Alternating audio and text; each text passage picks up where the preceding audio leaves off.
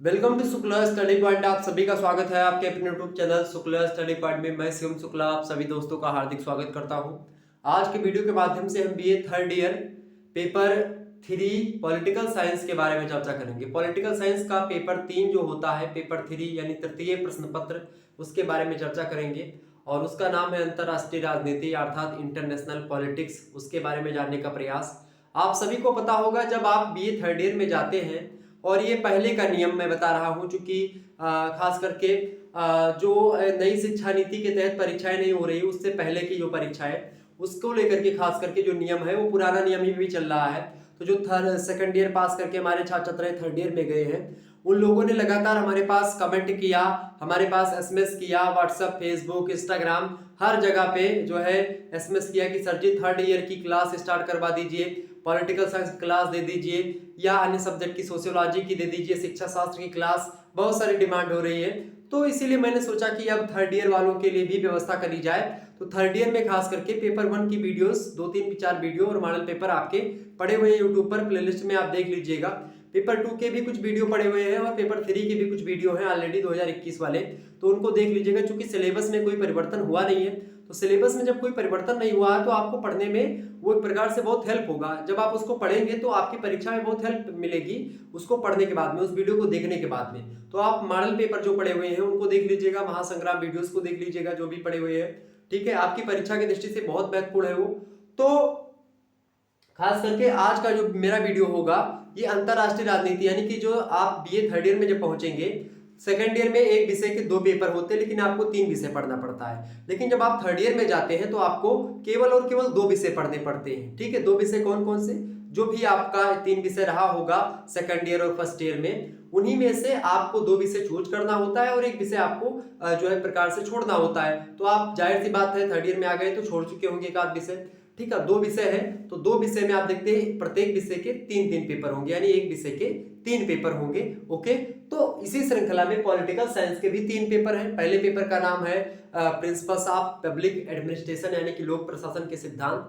दूसरे पेपर का आपके नाम है जो है इंडियन पॉलिटिकल थॉट, अर्थात जो है भारतीय राजनीतिक विचार या विचारक। इसके अलावा जो आपका थर्ड पेपर है अर्थात जो पेपर 3 है यानी तृतीय प्रश्न पत्र, उसका नाम है आपका इंटरनेशनल पॉलिटिक्स अर्थात अंतरराष्ट्रीय राजनीति।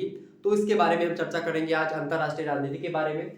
अंतरराष्ट्रीय राजनीति खास करके आपको बता दूं तो इंटरनेशनल पॉलिटिक्स इसको अंग्रेजी में कहा जाता है। इसके चैप्टर 1 के बारे में चर्चा करेंगे। चैप्टर 1 में मीनिंग, डेफिनेशंस और प्रकृति इत्यादि के बारे में हमको समझना है। आपको मैं बता दूं कि अंतरराष्ट्रीय राजनीति जो है ये खास करके 2 या 3 या 4 या 2 या 2 से अधिक देशों के बीच में जो एक प्रकार से जो राजनीति होती है, खास करके कोई युद्ध होता है तो अपनी शक्ति की स्थापना के लिए, शक्ति को बढ़ाने के लिए या शक्ति को दिखाने के लिए, ठीक है, या अपनी शक्ति का वर्चस्व कायम करने के लिए, दूसरे राज्यों को दबाने के लिए, उस पर अधिकार करने के लिए एक प्रकार से तमाम सारी नीति बनाई जाती है। और नीतियों में एक प्रकार से कोई देश ऐसा कर सकता है, वो देश नहीं कर सकता है। दुनिया भर का कुछ बड़े बड़े जो देश होते हैं वो अपने आप को दादा समझते हैं और इस प्रकार से क्या करते हैं, वो छोटे देशों के लिए नियम कायदे तमाम सारे बनाते हैं कि आप ये नहीं कर सकते हो, आप वो नहीं कर सकते हो, मतलब दबदबा कायम करना चाहते हैं। और मुख्य रूप से खास करके जो अंतरराष्ट्रीय राजनीति होती है वो शक्ति पर ही आधारित होती है, ठीक है। बिना शक्ति के अंतरराष्ट्रीय राजनीति का कोई मतलब नहीं होता है। बिना शक्ति के कौन करना चाहेगा? तो शक्ति का इसमें बहुत महत्वपूर्ण रोल होता है, पावर का, ठीक है। तो पावर एक प्रकार से जो होती है उसका बहुत महत्वपूर्ण रोल इसलिए होता है इसमें, क्योंकि हर राज्य या हर देश यह चाहता है कि वो अपने एक प्रकार से अपना वर्चस्व पूरे संपूर्ण जो है ब्रह्मांड में स्थापित करे। या आप देखते हैं एक समय ऐसा था कि इंग्लैंड जो था यानी कि ब्रिटेन जो था वो अलग अलग जो बड़े से बड़े देशों को क्या कर रहा था, उपनिवेश बना रहा था। अमेरिका जैसे बड़े महादेश को एक प्रकार से भी उपनिवेश बना करके रखा, भारत जैसे महादेश को अन्य देशों पर भी कब्जा किए रहा। तो एक प्रकार से आप देखिएगा ये जो एक प्रकार से यूरोप के छोटे छोटे देश थे ये भी कहीं ना कहीं भी विस्तारवादी नीति का प्रयोग करते हुए उपनिवेशवाद के द्वारा पूरे संपूर्ण एक प्रकार से विश्व को अपने चंगुल में जकड़ने का प्रयास किया। तो कहीं ना कहीं पे ये सब अंतरराष्ट्रीय राजनीति के ही हिस्से हैं। अंतरराष्ट्रीय राजनीति के तहत क्या होता है कि एक प्रकार से संघर्ष होता है, 2 या 2 से अधिक राष्ट्रों के बीच में क्या होता है, संघर्ष होता है, शक्ति को लेकर के संघर्ष होता है। तो उसी का अध्ययन करता है अंतरराष्ट्रीय विज्ञान। आइए हम कुछ विद्वानों की परिभाषाओं को देखते हैं और जानते हैं कि आखिरकार अंतरराष्ट्रीय राजनीति की परिभाषा विद्वानों ने किस प्रकार से दी है। अर्थ तो समझने की बात है नहीं, क्योंकि अंतरराष्ट्रीय मतलब अंतरराष्ट्रीय स्तर पर बात की जाए, अंतरराष्ट्रीय मतलब समझ रहे हो, दो या दो से अधिक राष्ट्रों के बीच में, ठीक है। तो वो पॉलिटिक्स माने समझ ही रहे हैं अंतरराष्ट्रीय, ठीक है। तो आइए समझते हैं, पॉलिस शब्द से बना है पॉलिटिक्स, ओके। देखें, अंतरराष्ट्रीय राजनीति की परिभाषा देते हुए हंस मार्गेनथाउ महोदय कहते हैं, हंस मार्गेनथाउ कहते हैं कि राष्ट्रों के मध्य, राष्ट्रों मतलब कि अब दो राष्ट्र हो सकते हैं, तीन राष्ट्र हो सकते हैं, ठीक है। देखिए, राष्ट्रों के मध्य शक्ति के लिए संघर्ष, किसके लिए? पावर के लिए संघर्ष, शक्ति के लिए संघर्ष जब किया जाता है और उस शक्ति का उपयोग भी किया जाता है, तो वो अंतरराष्ट्रीय राजनीति कहलाता है। यानी कि राष्ट्रों के मध्य शक्ति के लिए संघर्ष तथा उसका उपयोग, जिस शक्ति के लिए संघर्ष कर रहे थे उस शक्ति का उपयोग भी, शक्ति का चाहे संघर्ष करें, यानी कि जो है शक्ति के लिए चाहे एक दूसरे देश संघर्ष कर रहे हैं आपस में, चाहे उस शक्ति का उपयोग कर रहे हैं और चाहे शक्ति का अपने प्रयोग कर रहे हैं, इन कई कंडीशनों में खास करके इन सभी चीजों का एक प्रकार से जो अध्ययन करने वाला विज्ञान होता है उसको हम अंतरराष्ट्रीय विज्ञान या अंतरराष्ट्रीय राजनीति कहते हैं, ठीक है, इंटरनेशनल पॉलिटिक्स कहते हैं। क्लियर हो गई इनकी परिभाषा। किसकी परिभाषा भाई? तो ये परिभाषा है जो है किसकी? अंतरराष्ट्रीय राजनीति की। अंतरराष्ट्रीय राजनीति एक ऐसा शास्त्रीय विज्ञान है जो कि क्या करता है? राष्ट्रों के मध्य शक्ति के लिए संघर्ष तथा उसका उपयोग करता है, ठीक समझ रहे हैं, और उसी को अंतरराष्ट्रीय राजनीति कहते हैं। यानी राष्ट्रों के मध्य शक्ति के लिए संघर्ष तथा उसका उपयोग ही अंतरराष्ट्रीय राजनीति कहलाता है। क्लियर? दूसरे विद्वान आते हैं, उनका नाम है भाई, उनका क्या नाम है दूसरे विद्वान का? उनका नाम है एक प्रकार से कोलिक्स ग्रास। कोलिक्स ग्रास महोदय दूसरे ऐसे विद्वान हैं जिन्होंने परिभाषा दी इसकी अंतरराष्ट्रीय राजनीति की। अंतरराष्ट्रीय एक प्रकार से राजनीति जो है इंटरनेशनल रिलेशनशिप से भी संबंधित है कहीं ना कहीं पे। कोलिक्स ग्रास महोदय अपनी परिभाषा देते हैं और कहते हैं कि अंतरराष्ट्रीय राजनीति वास्तव में, रियली, ये फोर्स करते हैं कि वास्तव में यही है। क्या कहते हैं? कि अंतरराष्ट्रीय राजनीति वास्तव में राष्ट्रों की विदेश नीतियों का अध्ययन है। किसका? राष्ट्रों की, एक राष्ट्र नहीं, राष्ट्र है शब्द नहीं, राष्ट्रों है, राष्ट्रों, ठीक है। राष्ट्रों की विदेश नीतियों, एक नीति नहीं कई सारी नीतियां होती हैं राष्ट्रों की, अलग अलग राष्ट्रों की, अलग अलग देशों की अलग अलग नीतियां होती हैं और उन्हीं विदेश नीतियों का अध्ययन ही अंतरराष्ट्रीय विज्ञान या अंतरराष्ट्रीय राजनीति करती है। समझ में आ रही बातें? यानी कि अंतरराष्ट्रीय राजनीति वास्तव में राष्ट्रों की विदेश नीतियों का अध्ययन ही होता है। क्लियर हो गई बातें? तो ये क्लियर है कि अंतरराष्ट्रीय राजनीति वास्तव में राष्ट्रों की जो विदेश नीतियां होती हैं, विदेश नीति समझ रहे हैं, मान लेते हैं आपको कोई व्यापार करना चाहे, अंतरराष्ट्रीय व्यापार करना हुआ, अंतरराष्ट्रीय कोई संधि कर दी हुई, अंतरराष्ट्रीय एक प्रकार से आप देखते हैं कई सारी चीजें होती, तमाम सारे नियम कायदे, अंतरराष्ट्रीय एक प्रकार से जो मानवीय संघ होते हैं बड़े बड़े, यानी कि जो है हर मामले में आप देखते हैं, चाहे मानवाधिकार की बात करें या फिर अन्य किसी की बात करें, तो अंतरराष्ट्रीय एक प्रकार से संघ भी होते हैं।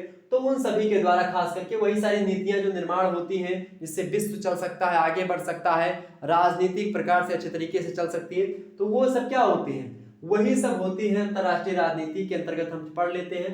ये बताया कोलिक्स ग्रास ने। इसके बाद में हमारे विद्वान आते हैं हार्टमैन।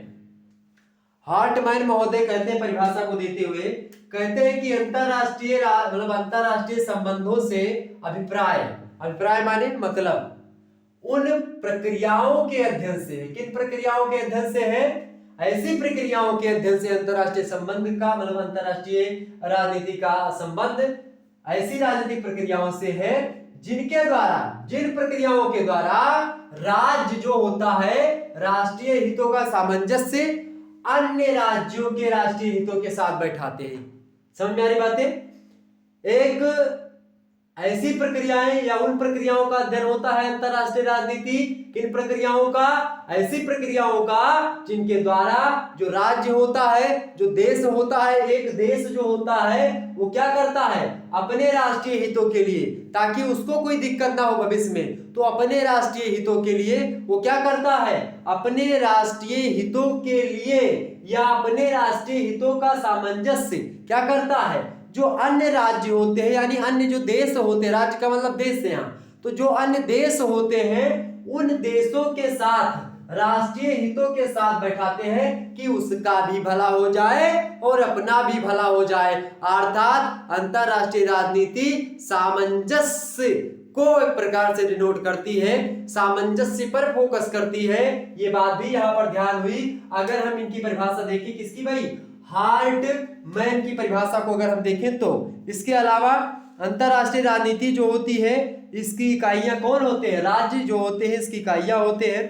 अंतरराष्ट्रीय राजनीति जो होती खास करके आप सभी को पता होगा, अंतरराष्ट्रीय राजनीति राज्य सत्ताओं के बदलते संबंधों के संदर्भ में राज्यों की नीतियों की अंतःक्रिया होती है। इसके अलावा कई सारी चीजें हैं। अंतरराष्ट्रीय राजनीति सभी राजनीतियों के समान है और शक्ति के लिए संघर्ष का ही नाम आप बोल सकते हैं। शक्ति के लिए जो संघर्ष किया जाता है उसी को ही राजनीति या अंतरराष्ट्रीय राजनीति बोल देते हैं। तो कुल मिलाकर के खास करके अगर बात की जाए इसकी, किसकी भाई, अंतरराष्ट्रीय राजनीति की अगर हम बात करें तो अंतरराष्ट्रीय राजनीति जो होती है ये शक्ति के लिए संघर्ष होता है। अंतरराष्ट्रीय राजनीति के चाहे अन्य कुछ भी उद्देश्य हो पर उसका तात्कालिक उद्देश्य सदैव क्या रहता है, शक्ति ही रहता है। ओके, ये बात ध्यान रखिएगा। और विदेश नीति के अध्ययन को राष्ट्रीय मतलब अंतरराष्ट्रीय राजनीति का पर्याय नहीं माना जा सकता, क्योंकि आप देखते हैं कुछ विद्वान ऐसे हैं जो कि कहते हैं, क्या उनसे विद्वान, मैं आपको बताने का प्रयास करता हूं। कुछ विद्वान ऐसे हैं, देखिएगा यहीं पर अगली जो परिभाषा है देखेंगे, फेलिक्स ग्रास, रसेल और इसके अलावा फाइफील्ड, ये ऐसे विद्वान हैं। इन विद्वानों ने कहा कि अंतरराष्ट्रीय राजनीति कुछ और नहीं बल्कि राष्ट्रों की विदेश नीतियों के अध्ययन को ही अंतरराष्ट्रीय राजनीति हम मान सकते हैं। ठीक है, क्या मान सकते हैं? इन विद्वानों ने राष्ट्रों की जो विदेश नीतियां होती है उन्हीं विदेश नीतियों के अध्ययन को ही अंतरराष्ट्रीय राजनीति मान लिया। ठीक है, लेकिन जो फेलिक्स ग्रास है या रसेल है या फाइफील्ड है, इनके जो विचार हैं, इन विचारों का खंडन करते हुए सांडरमान ने कहा कि क्योंकि विदेश मतलब कि अंतरराष्ट्रीय राजनीति का पर्याय नहीं मान सकते हम विदेश नीतियों को। और क्यों नहीं मान सकते, इसका इन्होंने तर्क दिया बड़ा अच्छा सा। और तर्क क्या दिया भाई, तर्क दिया इन्होंने कि क्योंकि विदेश नीति की अपेक्षा अंतरराष्ट्रीय राजनीति जो होती है इसका क्षेत्र ज्यादा बड़ा होता है। जो विदेश नीति होती है वो छोटी होती है। विदेश नीति क्या होती है, विदेश नीति छोटी होती है, जबकि जो एक प्रकार से अंतरराष्ट्रीय राजनीति होती है उसका क्षेत्र क्या होता है, व्यापक होता है, उसका स्कोप बड़ा होता है। और जो विदेश नीति होती है छोटी, उसकी एक प्रकार से संकीर्ण धारा होती है, जबकि इसकी धारा कैसी होती है, इसकी धारा बड़ी होती है। ओके, ये बात क्लियर हो गई। इन्होंने आगे बताया कि जिसमें विदेश नीति के अध्ययन के अलावा अनेक विषयों का अध्ययन भी शामिल होता है, खास करके अंतरराष्ट्रीय राजनीति के अंतर्गत। तो अंतरराष्ट्रीय राजनीति में विदेश नीतियों के अलावा और भी कई सारी चीजों का हम अध्ययन करते हैं। इस प्रकार से अंतरराष्ट्रीय राजनीति मात्र विदेश नीतियों के अध्ययन को हम नहीं मान सकते हैं। इसका खंडन किया इन्होंने एक प्रकार से किसने किया था भाई, किसने किया था, तो सांडरमान महोदय ने किया। किसके विचारों का, फाइफील्ड के विचारों का, रसेल के विचारों का, फेलिक्स ग्रास के विचारों का, ये सभी विचारों का क्या किया, खंडन किया। और मुख्य रूप से बात की जाए तो अंतरराष्ट्रीय राजनीति जो होती खास करके आप देखते हैं इनकी मुख्य 3 नीतियां होती हैं। 3 नीतियां कौन सी होती हैं भाई, या तो शक्ति को बनाए रखना चाहती हैं या शक्ति में वृद्धि करना चाहती हैं या शक्ति का अपने प्रदर्शन करना चाहती हैं। अंतरराष्ट्रीय राजनीति मुख्य रूप से 3 नियम होते हैं, या तो अपनी शक्ति को कायम रखना चाहती है, या अपनी शक्ति का विस्तार करना चाहती है, और या शक्ति के द्वारा दबदबा कायम करना चाहती है अपनी। ये सब बातें ध्यान रखिए कि क्या मैंने बताया, क्या बताया भाई, ये क्या करती हैं, या तो क्या करती हैं भाई, शक्ति को बनाए रखना चाहती हैं अपने, या शक्ति में वृद्धि करना चाहती हैं, या शक्ति का प्रदर्शन करके एक प्रकार से लोगों को एक प्रकार से सभी के सामने आना चाहती है ताकि उनका एक प्रकार से वर्चस्व जमे। तो इस प्रकार से 3 नीतियां होती हैं। ठीक, ये बात भी ध्यान रखेंगे, शक्ति का प्रदर्शन, शक्ति में वृद्धि करना और शक्ति का प्रदर्शन करना। ठीक, 3 नीतियां ये होती है अंतरराष्ट्रीय राजनीति की। तो अंतरराष्ट्रीय राजनीति की ये परिभाषाएं आप लिख लीजिएगा। इसके अलावा मैं बताऊं आपको अंतरराष्ट्रीय राजनीति की प्रकृति आपसे पूछता है कभी कभी। तो अंतरराष्ट्रीय राजनीति की प्रकृति यानी nature of international politics, nature की अगर बात की जाए इसकी प्रकृति क्या है, तो खास करके कुछ विद्वान ऐसे हैं जो कि अंतरराष्ट्रीय राजनीति को क्या मानते हैं, अंतरराष्ट्रीय राजनीति को एक विज्ञान मानते हैं। और अगर वो विज्ञान मानते हैं तो उसको लेकर के कुछ तर्क भी देते हैं। उन्हीं तर्कों को मैं यहाँ पर दिखाने का प्रयास करूंगा जिसके तहत ये एक विज्ञान सिद्ध हो जाता है। लेकिन विज्ञान इसको सिद्ध करना ही मेरा मेन मंतव्य नहीं है। मेरा मंतव्य यह भी है कि आप इसके दोनों पहलुओं पर चर्चा करें। जरूरी नहीं है कि यह एक विज्ञान ही है।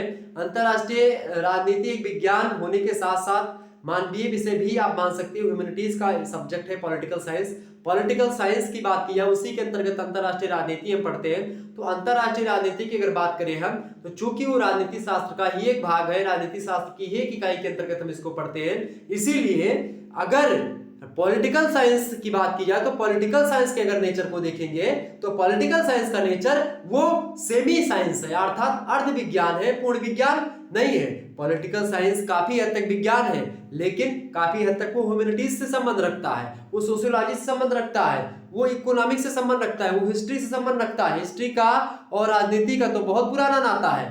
तो कहीं ना कहीं पे आपको यह समझना पड़ेगा कि ये पूर्ण विज्ञान नहीं है।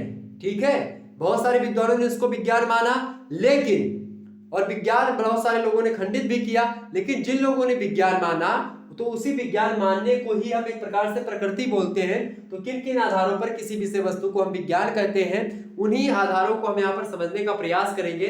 तो आइए समझते हैं कि अंतरराष्ट्रीय राजनीति क्या है। वैसे मैं आपको शुरुआत में क्लियर कर दूं कि अंतरराष्ट्रीय राजनीति ये एक अर्ध विज्ञान मान सकते हो आप, लेकिन पहलू ये लगभग और लगभग वैज्ञानिक है, इसमें कोई दो राय नहीं है। ठीक,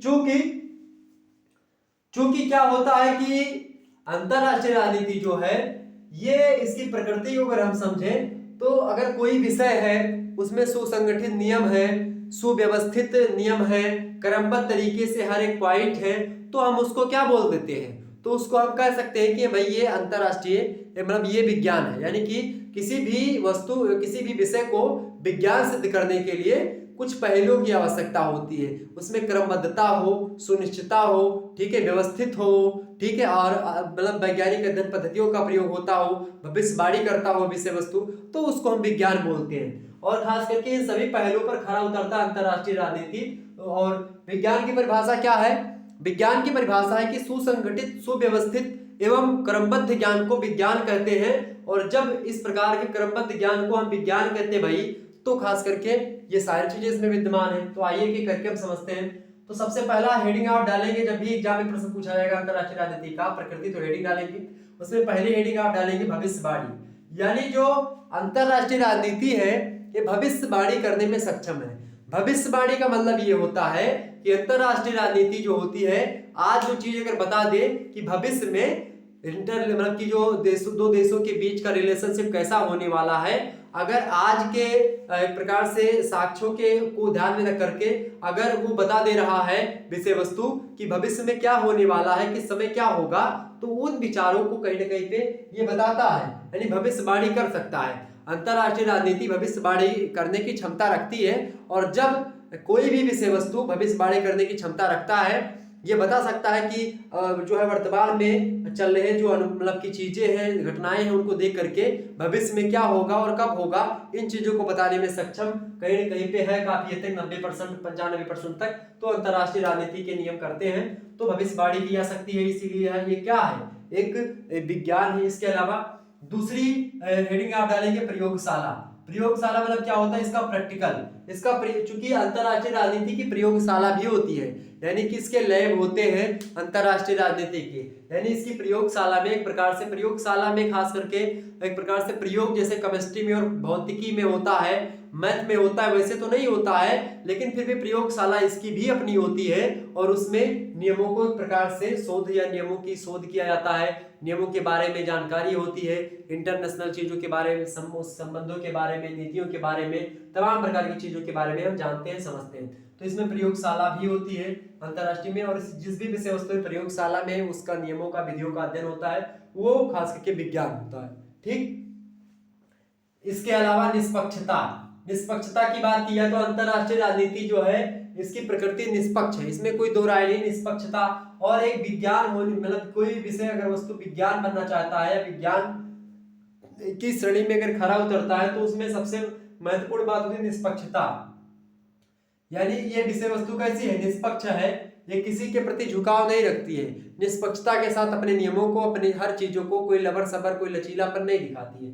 तो ये एक प्रकार से है। इसके अलावा अगली हेडिंग है सार्वभौमिक नियम होते हैं, यूनिवर्सल जो रूल्स होते हैं इसके होते हैं।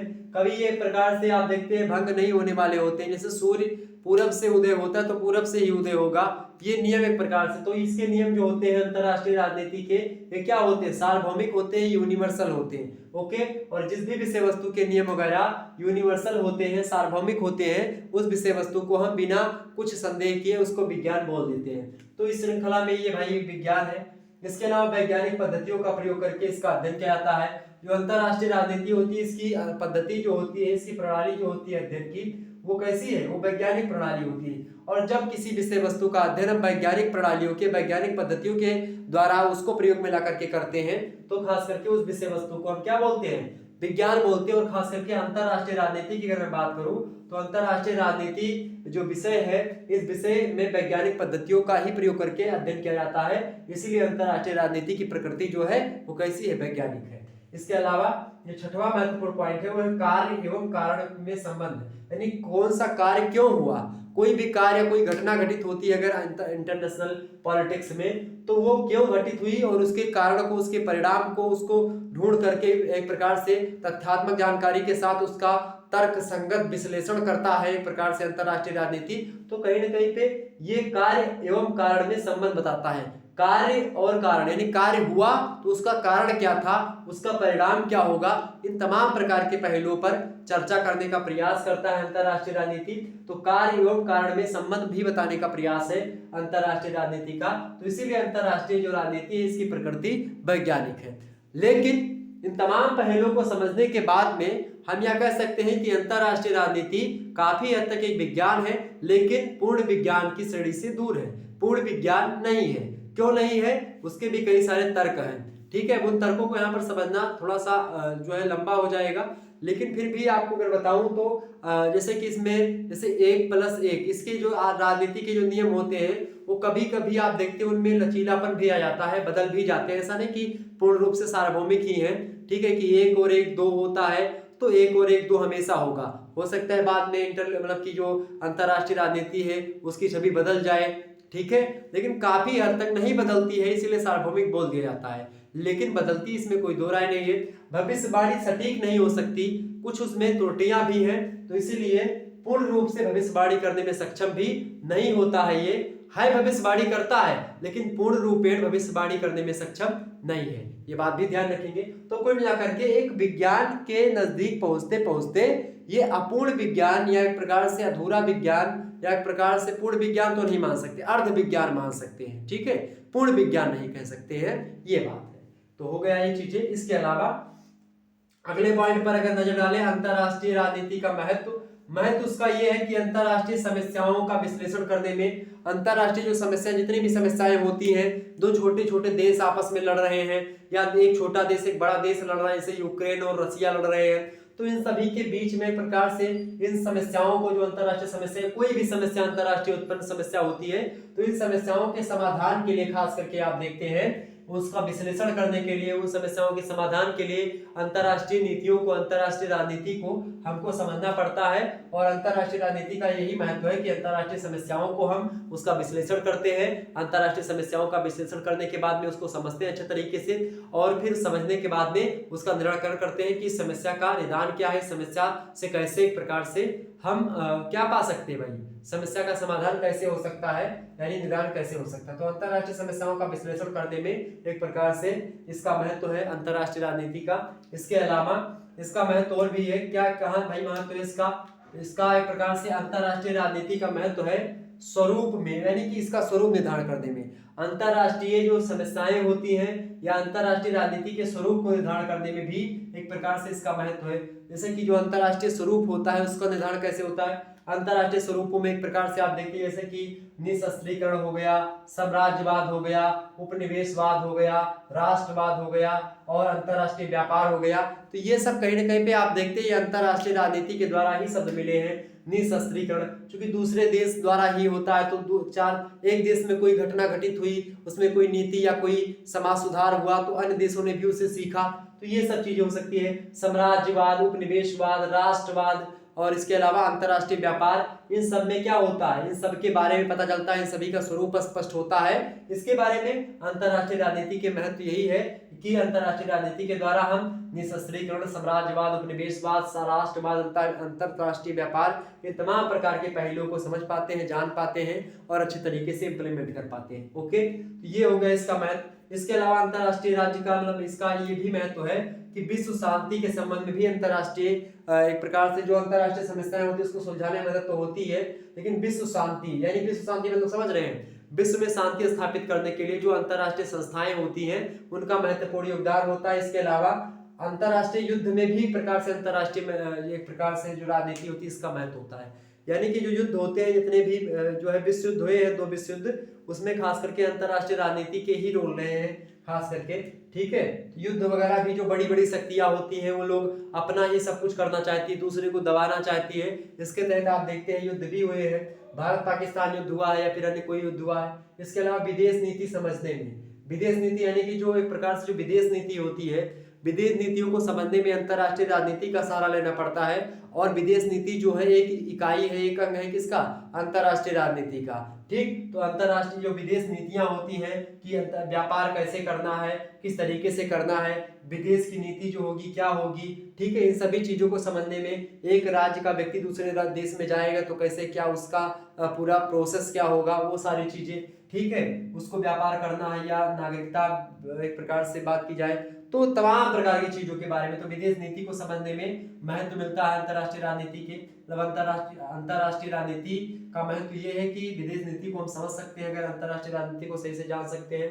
इसके अलावा शक्ति के परिप्रेक्ष्य में अंतर जो समस्याएं होती है, अंतर मतलब राष्ट्रीय समस्याएं, अंतर्राष्ट्रीय समस्याएं, शक्ति के परिप्रेक्ष्य में अंतर्राष्ट्रीय समस्याओं को समझने में, क्योंकि अंतर्राष्ट्रीय समस्याएं बहुत सारी होती है। शक्ति के परिप्रेक्ष्य में बोल रहा है, शक्ति के परिप्रेक्ष्य का मतलब क्या होता है, आजकल देखते हैं अमेरिका, रूस, चाइना, ये सब आए दिनों क्या करते हैं, एक प्रकार से विस्तारवादी नीति अपनाते हैं। अपने अगल बगल के जो छोटे देश है, जैसे चाइना है, वो ड्रैगन कहा जाता है उसको, वो छोटे छोटे देशों को जो उसके बगल में तिब्बत हो गया या एक प्रकार से हांगकांग, या हांगकांग नहीं और भी जो छोटे नीचे देश है उनको क्या करता है, जब कभी भी मन करता है उसको थोड़ा कब्जिया लेता है। भारत के भी कई हिस्सों को थोड़ा थोड़ा कब्जिया रहा। तो ये तमाम प्रकार के जो पहलू होती चीजें होती है इसको भी ध्यान में रखना होता है। यानी कि जो शक्ति के परिप्रेक्ष्य में, तो शक्ति को एक प्रकार से बढ़ाने में शक्ति की 3 नीतियां मैंने बताई थी, या तो शक्ति को एक प्रकार से दिखाना चाह रहा है, या शक्ति को बढ़ाना चाह रहा है, या शक्ति का एक प्रकार से अपना वर्चस्व कायम करना चाह रहा है। एक प्रकार से तो आप देखते हैं शक्ति के परिप्रेक्ष्य में अंतरराष्ट्रीय जो समस्याएं होती है उनको समझने में अंतरराष्ट्रीय राजनीति का महत्व होता है। तो इसका महत्व अगर आपसे पूछे तो ये सब आप लिख लीजिएगा आसानी से। आपका एक 10 नंबर का प्रश्न आसानी से इतनी चीजों में जितना हमने चर्चा करी आसानी से हो जाएगा। तो चैप्टर 1 यहीं पर आपका समाप्त होता है। बाकी और भी जो पॉइंट्स आपके बच रहे होंगे, ठीक है, उन सभी को हम आगे आने वाले समय में चर्चा करते रहेंगे।